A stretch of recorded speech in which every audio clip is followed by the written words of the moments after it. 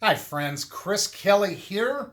Hope you're having a wonderful week so far and enjoying this stellar weather that we've been having.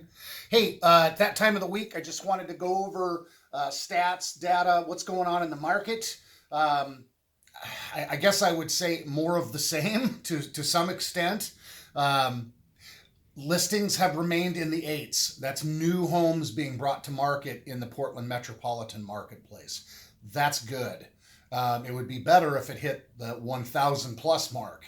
Um, because the other thing that's happening again this week is, in fact, pending sales, even with listing inventory as high as it's getting, pending sales still outstripped it by one. 831 new listings, 832 pending sales. Excuse me, last week we had 882 listings on 811 sales. So, I mean, we're definitely moving in the right direction. A month ago, I was just looking back, we were at 686 new listings on 693 sales. So, same problem, just more of it.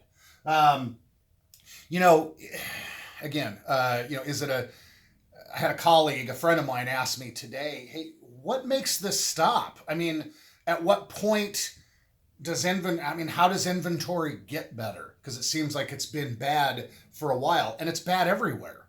Other markets in the state of Oregon are worse than us. Bend Metro, they are having as big or bigger problems than we are.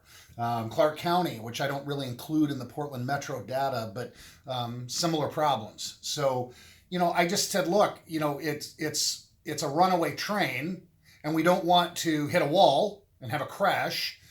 So how do you hit the brakes? Well, more and more inventory hitting the market that finally gets to a pace that's slightly faster than the rate of it being absorbed from the market.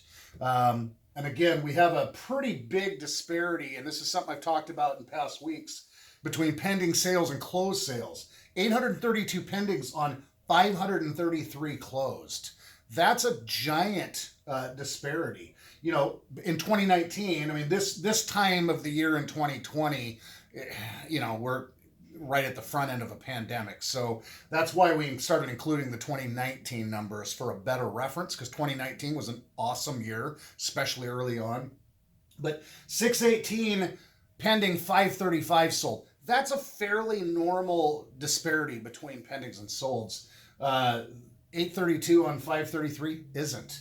The prior week, 811 on 495. So, it's what needs to happen is, and I guess what I would say is some of that disparity is either new construction that's taken a while to get built, as I've said before, or sale fails, deals that just aren't closing, and properties coming back to market, which could, to some extent, trigger a little bit of false info on the new listings. Just depends on how those are getting put back in the computer. Some agents will, start over with a new ML number, which is really not. It's a little disingenuous, but it happens. So at any rate, if we can get that inventory number up and over 1,000 and string some weeks together, hopefully we get property that sits on the market, 15 days, 20 days, enough time to where we're not seeing 20 offers. I saw a video today. I'm going to try to include it in today's post. It was hilarious, but true. And they talked about, I always use the apples in a bucket analogy when I'm talking about the real estate market. And this fella was trying to sell an apple, and the bid war happened, and somebody from California said, "I'll give you $100 for that apple because that's not very expensive where we come from." I mean, that's the world that I live in, that we live in right now, is that things are different in different parts of the world. People are moving around, so their reference is different. Somebody coming from small town middle USA would be price shocked coming to Portland. Somebody coming from San Diego would find this to be a giant bargain, for example.